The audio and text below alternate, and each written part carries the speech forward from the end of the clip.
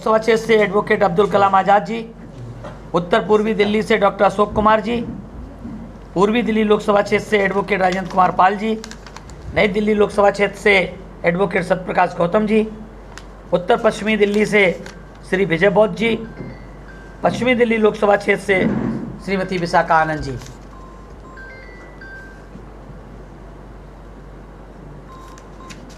सबसे आखिर में जो दक्षिणी दिल्ली रह गई उसके 1-2 दिन में आएंगे। बिल्कुल 2 दिन के अंदर आप लोगों को सूचित कर दिया जाएगा। तो जैसा कि आपने मार्च में कहा था जी, कि हमारी पार्टी से कोई भी अपराधी चुनाव नहीं लड़ेगा जी, तो क्या ये 6 के 6 क्लीन चिट प्राप्त है? अभी तक की हमारी जो कहते हैं कि हमारे बेस्ट ऑफ माई नॉलेज, मेरी विशेष जानकारी के तहत अभी तक यही है कि इनमें से कोई भी प्रत्याशी इसके ऊपर कोई क्रिमिनल केस नहीं है। बहुजन समाज पार्टी साफ सुथरे उम्मीदवार, साफ सुथरी छवि के उम्मीदवारों को लड़ाना चाहती। बहुजन समाज पार्टी खास तौर से सामाजिक भाईचारा को बनाते हुए चुनाव लड़ाना चाहती है और बहुजन समाज पार्टी अपनी राष्ट्रीय अध्यक्ष, अपनी नेता आदरणीय बहन जी के दिशा निर्देशों पे चल कर के दिल्ली प्रदेश में वैसे ही लड़ेगी चुनाव जैसे पूरे देश में आदरणीय बहन जी के निर्देश पे चुनाव लड़ा जा रहा है। बिना गठबंधन के क्या बीएसपी दिल्ली में 7 सीटें जीत सकती है? क्योंकि जितनी भी बड़ी पार्टियां हैं वो सब लोग गठबंधन से ही इलेक्शन फाइट कर रहे हैं। बिल्कुल, जहाँ तक आपने कहा कि बिना गठबंधन के क्या बहुजन समाज पार्टी 7 सीट जीत सकती है, तो ये तो अतिशयोक्ति होगी कि हम कहते हैं हम 7 जीत जाएंगे, तो अतिशयोक्ति ही होगी।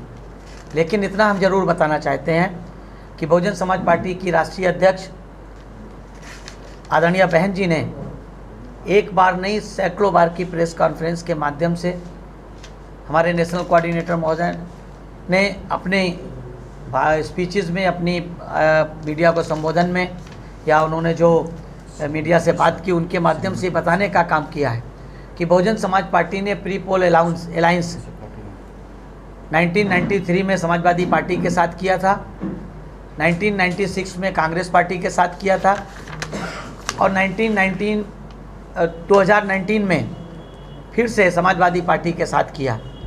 93 और 96 का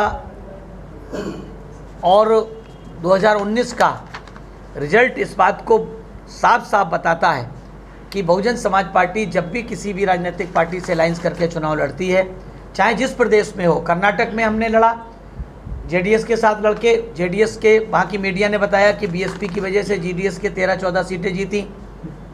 हम लोगों ने कहीं भी जिसके साथ लड़ा उनकी सीटें तो जीती, उनको तो फ़ायदा मिला, लेकिन बहुजन समाज पार्टी को उसका फ़ायदा नहीं मिला। ये 93 का, 96 का, 2019 का और 2018 का कर्नाटक का अनुभव मेरा व्यक्तिगत अनुभव भी है, जिसे मैं बहुत अच्छी तरीके से, मेरी नेताजी आदरणीय बहन जी के निर्देश हैं और उन्होंने इस बात को बताया भी है। हमारा वोट तो चला जाता है, उससे दूसरी पार्टियों को हराने जिताने का काम तो हो सकता है, लेकिन हमको इसका फ़ायदा नहीं मिलता है। इसलिए आदरणीय बहन जी ने बहुत स्पष्ट रूप से प्रेस के माध्यम से बताने का काम किया। उसी बात को हम दोहराना चाहते हैं कि हम लोग बिल्कुल पूरे देश में सबसे ज़्यादा सीटों पे चुनाव लड़ने वाली पार्टी इस देश में बहुजन समाज पार्टी है आज की तारीख में। सर, लेकिन कर्नाटक में तो आपके विधायक जीते थे उस टाइम। कर्नाटक में हमारा विधायक जीते हैं क्या? कर्नाटक में गठबंधन की वजह से ही साथ जीते थे? नहीं, गठबंधन की वजह से नहीं जीते। गठबंधन की वजह से बिल्कुल वो नहीं जीते। तो अगर आप वहाँ का रिजल्ट उठा करके देखेंगे, जो सीट गठबंधन में उन्होंने हमें दी थी, उस सीट पे हम उससे पहले वाले 3 चुनाव में हम जेडीएस से कम 10 गुना ज़्यादा वोट पाए थे। पिछले सुन लीजिए, पूरी बात खत्म हो जाने दीजिए, पूरी सुन लीजिए ना। जिस चुनाव में हम उनके साथ लड़े थे, उस चुनाव से पहले वाले चुनाव में जेडीएस को 6000 वोट मिला था और हमको 38000 वोट मिला था, ठीक है। लेकिन जब 2018 में जेडीएस के साथ समझौता हुआ तो हमको 72,000 वोट मिला, यानी कि जेडीएस का उसमें वोट बहुत ज़्यादा हमारा प्लस नहीं हुआ था, बल्कि हमारी वजह से मांडिया में, मैसूर में, टुमकुर में, कोलार में जेडीएस को फ़ायदा हुआ। और बाकी मीडिया ने कहा कि बीएसपी तो ये सीट वैसे ही जीत जाती, उनको ज़्यादा सीटों पे लड़ते तो उनका वोट बैंक भी बढ़ता। ये स्पष्ट है और हमने इस बात को अनुभव किया। मैं वहाँ 13-14 साल से कर्नाटक को देख रहा हूँ। सर, दिल्ली की बात करें तो दिल्ली में माननीय काशीराम साहब ने भी लोकसभा का इलेक्शन लड़ा था, वो भी जीत नहीं पाए थे। तो क्या लगता है कि दिल्ली में आपके 7 कैंडिडेट 2024 में जीत जाएंगे? हमने आपसे अभी कहा कि 7 कहना अतिशयोक्ति होगी। लेकिन राजनीति भी बिल्कुल समुद्र की लहरों की तरह उतार चढ़ाव लगा रहता है। डेमोक्रेसी में मिरेकल होते देर नहीं लगती है। जनता होगी क्या? बिल्कुल होगी, बिल्कुल होगी। जनता बीजेपी, कांग्रेस, आम आदमी पार्टी तीनों से बहुत दुखी है। तीनों की पोल खुल रही है। तीनों ने इलेक्ट्रोल बॉन्ड में पैसे लेने का काम किया, तीनों घोटाले में फंसे। बीएसपी ने इलेक्ट्रोल बॉन्ड में 1 रुपया किसी उद्योगपति, पूंजीपति, धन्ना सेठ से लेने का काम नहीं किया है। ये इस बात का प्रमाण है कि बीएसपी से ज़्यादा क्लीन, साफ सुथरी पार्टी, कार्यकर्ताओं के दम पे चलने वाली पार्टी है। बहन मायावती कोई सभा होने वाली है दिल्ली में? हमारे लोगों का प्रयास है, चूंकि आदरणीय बहन जी का चुनाव प्रचार पूरे देश में होगा और दिल्ली चूंकि राष्ट्रीय राजधानी क्षेत्र है, हमारा प्रयास हो, पूरी तरह से पूरी हमारी टीम का प्रयास है और अभी तक का आश्वासन भी है कि बहन जी और आकाश आनंद जी यहाँ पर दिल्ली में प्रचार के लिए जनसभा करेंगे। एक सवाल है सर, 2019 में पश्चिमी दिल्ली में 13,500 वोट पड़े।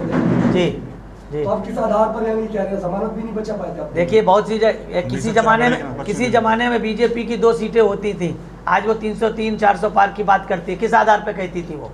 आधार कोई होता है राजनीति में कोई आधार नहीं होता है। जनता जिस कांग्रेस को लोग कहते थे कि कांग्रेस से कुत्ता भी खड़ा होता है वो भी जीत जाता है, वही कांग्रेस 77 में जनता ने बिना कहे सबको हरा के कांग्रेस को वापस भेज दिया था और वही कांग्रेस 80 में पलटवार करके थम्पिंग मेजॉरिटी में वापस आ गई। तो राजनीति में ये कहना असंभव है कि हमारा पिछला क्या था और आगे क्या होगा। एक सवाल है, भ्रष्टाचारी बनिया नेता केजरीवाल है जिसने बसपा का वोट छीन लिया और आज कांग्रेस के साथ गठबंधन में चुनाव लड़ रहा है। देखिए आप बसपा का वोट समझते हैं कि बसपा अपना वोट बैंक वापस ले पाएगी? बिल्कुल बिल्कुल। देखिए बहुजन समाज पार्टी का वोट कोई छीन नहीं सकता। बहुजन समाज पार्टी के हमारे मतदाताओं को गुमराह करके वोट चला गया था और उस गुमराहियत को रोकने का काम बहुजन समाज पार्टी के ईमानदार निष्ठावान कार्यकर्ताओं की जिम्मेदारी है। और पिछले साल जब से इस झटका मतलब जिस तरह से वोट परसेंटेज हमारा घटा, हमारे कार्यकर्ताओं ने मेहनत के साथ लोगों को समझाने और उसका काम कैडर लेकर के करने का काम किया है। हमें पूरी उम्मीद नहीं, 100% का भरोसा है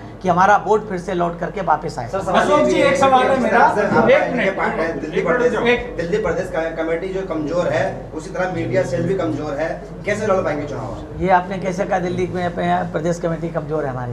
कैसे कह रहे हैं आप? किस आधार पे कह रहे हैं? कई चुनाव हम देख चुके हैं, इसी तरह आज देखिए हमने आपसे क्या कई चुनाव आपकी प्रेस कॉन्फ्रेंस को कवर करने में कोई नहीं आया। देखिए नेशनल मीडिया आपको पता है, नेशनल मीडिया हमको क्या कर, नेशनल मीडिया तो जिसे लोग यहाँ के मानते हैं विपक्ष का सबसे बड़ा नेता राहुल गांधी, उनको तक कवर करने नहीं जाती तो हमारे क्या कवर करने आएगी? अशोक जी नेशनल मीडिया अच्छी तरह जानते हैं किसको कवर करती है, आपको पता है, इसलिए उसको कहना अशोक जी सबसे बड़ा सवाल हम मीडिया पर कोई सवाल इसलिए नहीं उठाना चाहते हैं क्योंकि मीडिया आप लोग जानते हैं कि मीडिया एक चौथा स्तंभ होती है। ईमानदारी से अगर काम करे तो देश में सत्ता परिवर्तन बहुत बड़ा आसानी होती है। अशोक जी एक सबसे बड़ा सवाल है कि देश की सबसे बड़ी तीसरे नंबर की जो पार्टी है बहुजन समाज पार्टी, उसने दिल्ली में सीट बंटवारे में इतना लेट क्यों किया? क्योंकि जब सभी पार्टी के जो कैंडिडेट हैं सभी प्रचार में मैदान में उतर चुके हैं, हाँ। और आप पीछे से क्यों आ रहे हैं? क्योंकि कैसे फाइट में आप बड़ी विडंबना है प्रश्न की।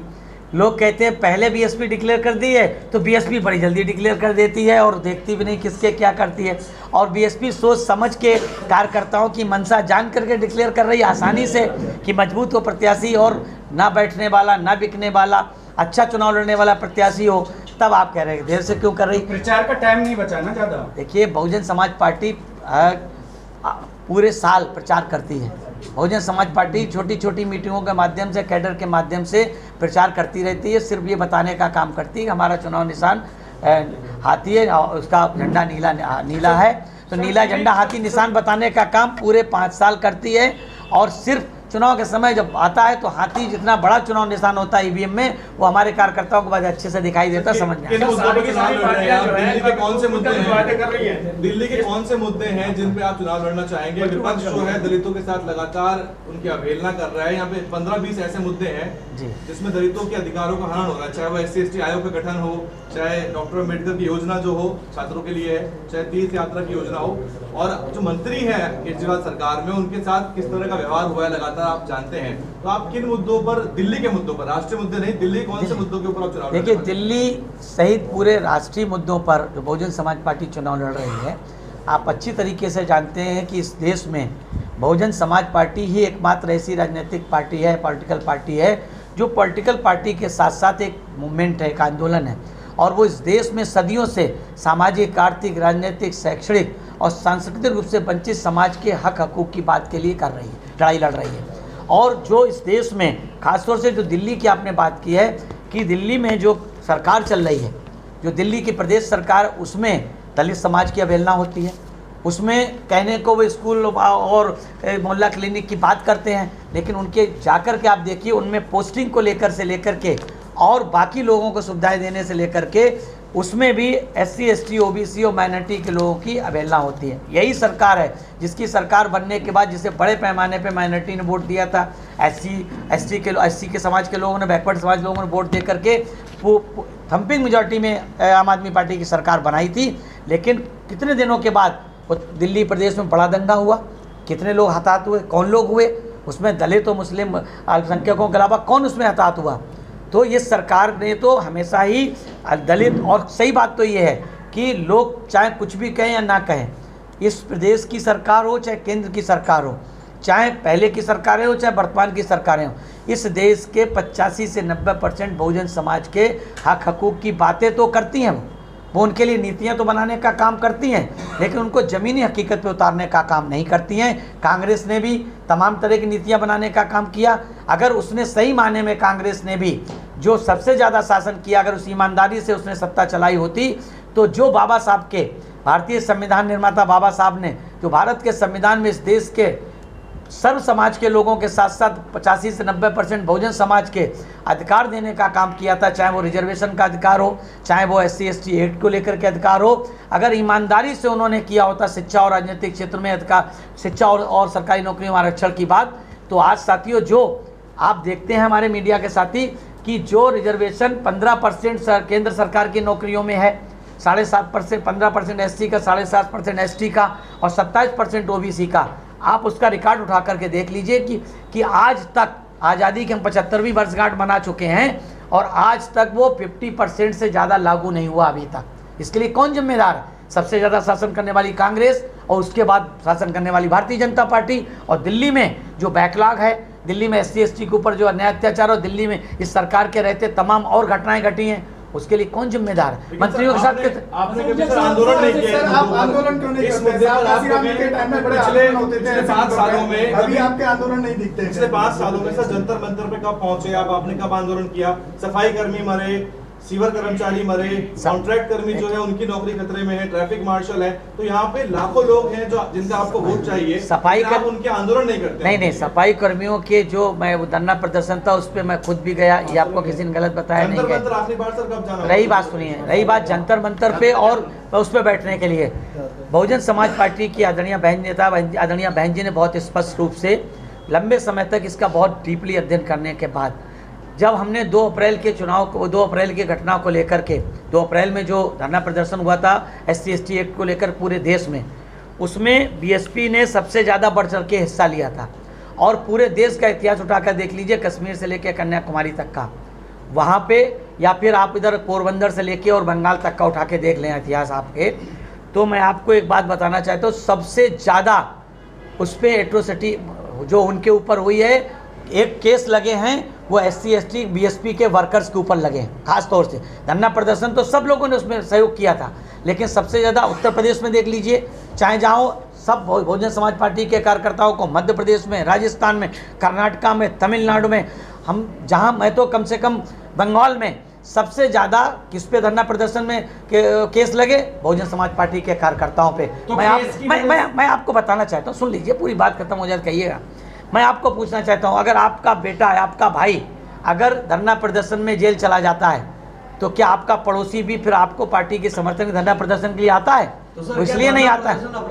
नहीं, अपराध नहीं है, लेकिन हम धरना प्रदर्शन की जो दूसरा तरीका अपनाते हैं ना, देश भर में जहाँ एट्रोसिटीज़ होती हैं, बहुजन समाज पार्टी के वरिष्ठ लीडर आदरणीय बहन जी के दिशा निर्देश पे उनको लीगल एड देने का काम करते हैं, फाइनेंशियल एड देने का काम करते हैं, उनकी लड़ाई का कानूनी तौर पे लड़ने का काम करते हैं। जरूरी उसके लिए सड़कों पर उतरे, ये दिखता नहीं दिखता। ये BSP दिखाने में विश्वास नहीं करती है, इसीलिए BSP अपनी पार्टी का मैनिफेस्टो जारी नहीं करती है।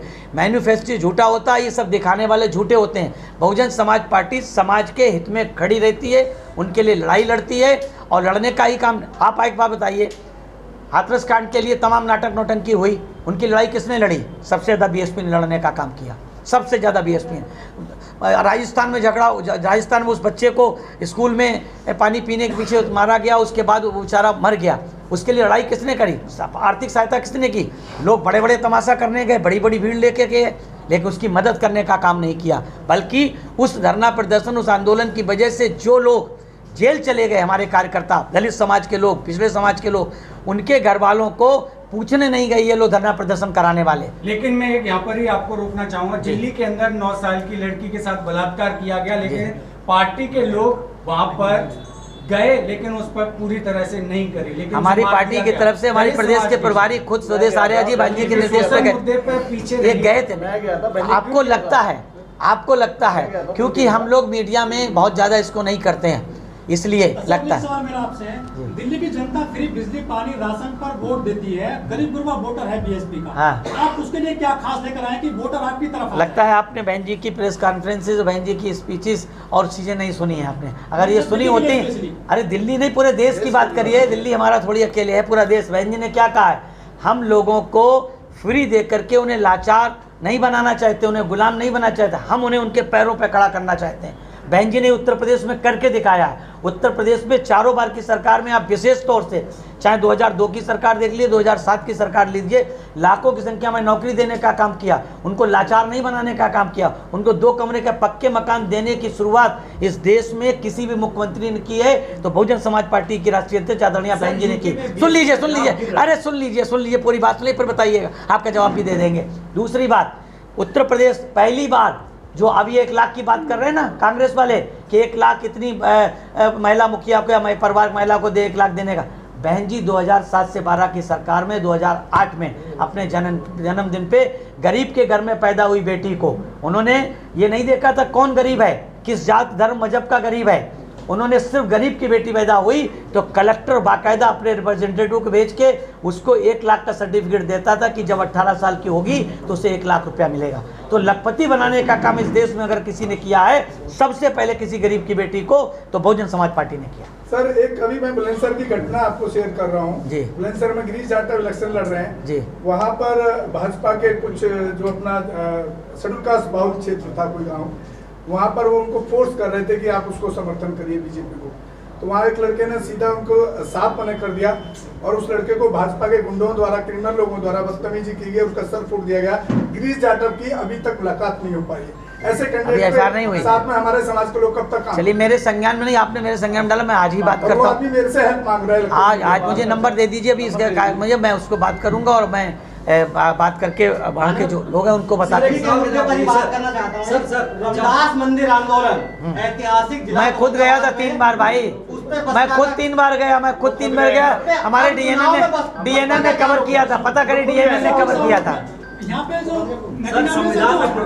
संविधान का अधिकार है, अगर सारी पार्टियां संगठन ये बोलते कि भाई केस दर्ज होगा, प्रोटेस्ट नहीं होगा, हम सारी पार्टियों की बात ही नहीं कर रहे। हाँ नहीं, लोकतंत्र की बात से लोकतंत्र कैसे खत्म हो जाए?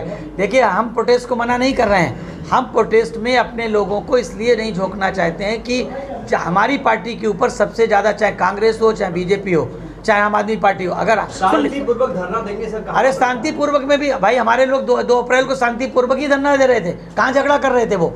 उन पर झगड़े का तो आरोप लगाया गया भाई। लेकिन फिर सर सॉल्यूशन क्या है? इसका सलूशन सत्ता प्राप्ति, इसका सलूशन बाबा साहब ने, इसका सुन लीजिए सलूशन, इसका सलूशन भारत के संविधान निर्माता, दुनिया के महानतम विद्वान, राष्ट्र रत्न कहना चाहिए ना, विश्व रत्न बाबा साहब डॉक्टर भीमराव अम्बेडकर ने भारत के संविधान बनाने के साथ साथ उसमें बराबर के वोट का अधिकार दिया और ये कहा कि political power is master key with which we can open any law either social, economical और कल्चरल। आप सत्ता की राजनीतिक गुरकिल्ली को प्राप्त कर लीजिए, इन सारी चीज़ों का सलूशन हो जाएगा। उत्तर प्रदेश में हमारी 4 बार की सरकार देख लीजिए, 1.5 लाख गुंडे, 1,45,000 गुंडों माफियाओं को जेल भेजने का काम बहन जी ने किया था। 4 बार की सरकार में कभी भी सांप्रदायिक दंगा नहीं हुआ उत्तर प्रदेश में, सबकी सरकारों में हुआ, उत्तर प्रदेश से तमाम राज्यों में हुआ। सिर्फ और सिर्फ सत्ता प्राप्ति इसका सिर्फ सलूशन है। सर नगीना में जिस तरह से असामाजिक तत्वों ने पट्टा पहनाया था जबरदस्ती, दिल्ली में कैसे रोकोगे? देखिए दिल्ली में, देखिए हम लोग रोकने में सब चीज, सर काम बहुजन समाज पार्टी का कार्यकर्ता हर कार्यक्रम हर काम में सक्षम है। कुछ लोग अरे सब हर कार्यक्रम पूरे देश में सक्षम है। हम लोग सिर्फ और सिर्फ बहन जी के दिशा निर्देश पर शांतिपूर्वक अपने चुनाव को संकल्प से संपन्न कराना चाहते हैं। लोग चाहते हैं कि विवाद हो ताकि बहुजन समाज पार्टी का नुकसान हो। जी, चुनावी माहौल में हर पार्टी जो है कुछ ना कुछ वायदे कर रही है, आपकी तरफ से क्या वायदे? हमारी हमने क्या कहा कि बहुजन समाज पार्टी इसीलिए मैनिफेस्टो जारी नहीं करती है। बहुजन समाज पार्टी वादों में विश्वास नहीं करती है। बहुजन समाज पार्टी करके दिखाने में विश्वास रखती है।